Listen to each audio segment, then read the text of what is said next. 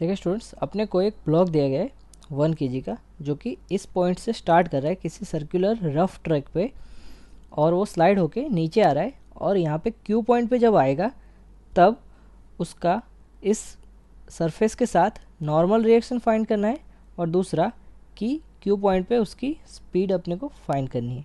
ठीक है। अब ये जो फ्रिक्शन फोर्स है जो कि रफ सरफेस है इसकी वजह से, तो फ्रिक्शन को ओवरकम करने के लिए जो एनर्जी रिक्वायर्ड है वो 150 जूल, यानी कि फ्रिक्शन के वर्क में 150 जूल जितना खर्च हो जाता है। तो यहाँ से अगर पोटेंशियल एनर्जी का चेंज देखें तो ये जो हाइट हो जाएगी ये हो जाएगी r साइन 30, यानी कि r/2।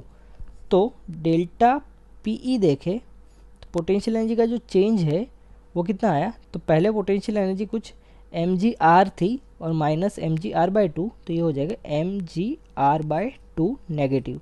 पोटेंशियल एनर्जी का जो चेंज है माइनस mgr/2, यानी कि माइनस mg10 40/2, यानी कि 200 joule.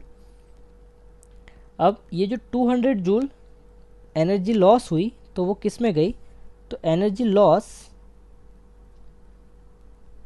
Is equal to energy used, तो वो क्या गई, तो हाफ mv², उसकी पोटेंशियल एनर्जी को बढ़ाने, सॉरी उसकी काइनेटिक एनर्जी को बढ़ाने में गई, plus work done against friction जो कि 150 जूल है, तो ये हो गई 200 जूल इसमें खर्च हो गई। तो हाफ mv² की जो वैल्यू आ जाएगी यहाँ से ये आ जाएगी 50, तो mv² इज इक्वल टू 100।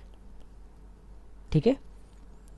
यहाँ से v is equal to 10 metre per second, तो क्यू पॉइंट पे उसकी जो स्पीड होगी वो 10 मीटर पर सेकेंड होगी, तो यहाँ से बी ऑप्शन हो जाएगा दूसरे क्वेश्चन के लिए। अगर पहले क्वेश्चन पे देखें कि नॉर्मल रिएक्शन कितना होगा, तो अगर नॉर्मल रिएक्शन की बात करें तो अगर ऐसे ड्रॉ करें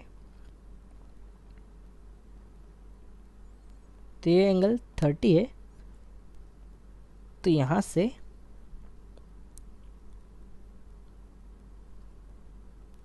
ये एंगल हो जाएगा 60 डिग्री, तो ये हो जाएगा mg cos 60। तो अगर नॉर्मल की बात करें तो n minus mg cos 60 degree is equal to हो जाएगा mv² divide by r। mv² की वैल्यू 100 है, तो यहाँ से n is equal to mv² 100 divide by r की वैल्यू 40 प्लस mg cos 60, यानी कि mg/2, तो हो जाएगा 10/2,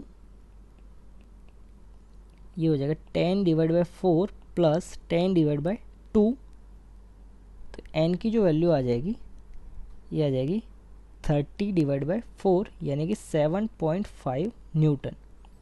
n की वैल्यू आ जाएगी 7.5 न्यूटन, तो यहाँ से ए ऑप्शन पहले क्वेश्चन के लिए सही हो जाएगा।